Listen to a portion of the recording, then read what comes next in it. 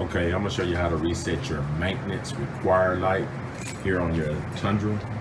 Let me show you how you do it. First, you get here in your Tundra. This is a 2020. It's a 4-wheel drive. What you want to do, just go ahead and start your vehicle up. Once you start it up, you're gonna notice right here where it says maintenance required, visit your dealer. Okay, what you want to do is just hit this button right, this back button, and it's going to clear. Okay, what you want to do is just scroll through your menu with this button. You can go either to the right or left, and this right here is the OK to select. So I'm gonna just go to my right or to my left.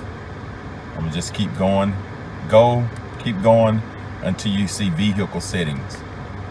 And once you hit vehicle settings, hit this button right here. That's the OK button, that's the accept. So I hit it, and you can go down here. I'm gonna zoom in where it say maintenance reset, and you click OK, and just move your button and hit yes. Maintenance reset complete.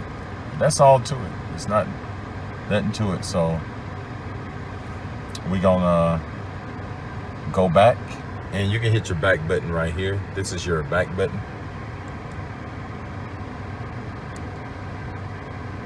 And you can just go to wherever you want. Okay, so now we're gonna turn the vehicle off, and we're gonna get out of it. I'll open the door and close it, and we're gonna restart it again and see what happened. There you go. You don't see that maintenance didn't pop up. Maintenance required didn't pop up. So that's all to it. That's how you clear it. If this video helped, subscribe to my channel, and thank you, and have a